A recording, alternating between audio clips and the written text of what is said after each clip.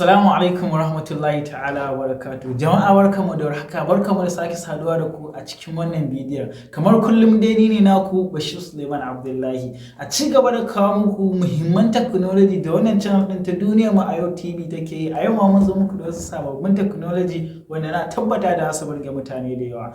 Amma ƴan uwa idan kuna kallon mu ne a shafin mu na Facebook kada ku manta da yi mana follow da liking da share domin ƴan uwa su amfana. Idan kuma kuna kallon mu ne a YouTube channel din mu kada ku manta da yi mana liking da subscribe da danna mana alamar ƙararrawa domin samun shirye-shiryenmu da tsarin mun dora. Handheld sewing machine wannan wani technology ne ko kuma in ce wani keken ɗinki ne mai ban sha'awa kuma mai abun mamaki. Ya kasance ɗan ƙarami tafi da gidanka wanda za ka ji duk inda kake so da shi a cikin jakarka.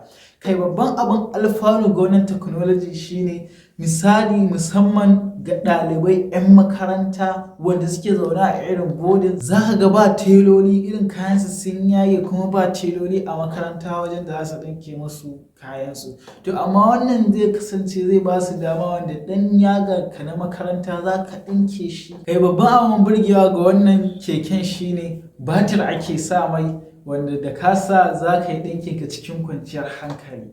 Hohem iSteady V2 wannan wani tripod ne wanda ya sha bamban da kar tripod ɗin da kuka sani.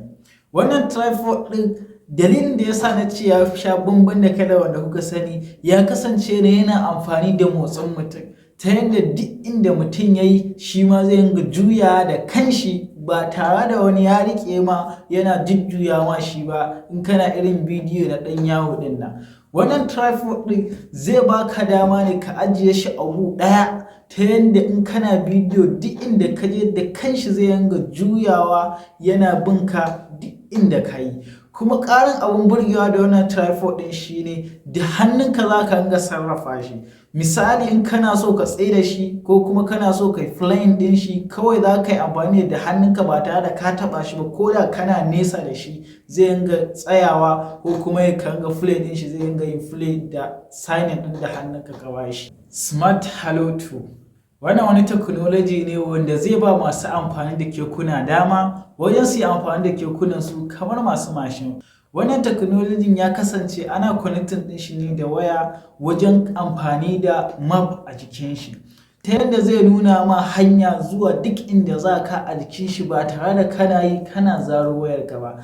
Kai ko kwana ce kawai zai nuna ma kwana za ka yi ko miƙewa za ka yi a saura minti ka za ka je duk zai nuna ma a jikinsa ba tare da kana tuki kana ɗauko wayarka kana dubawa ba. Ƙarin abin burgewa da wannan technology shine kamar yadda kuka san masu mota da masu mashin suna amfani da maleji wajen yin tukin su to shi ma wannan technology yana da maleji wanda duk gudun da kake yi za ka ga adadin gudun da kake yi.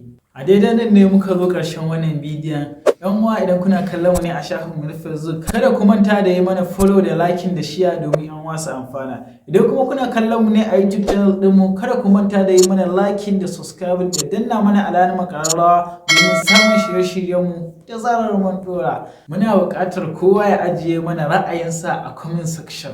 Mun gode.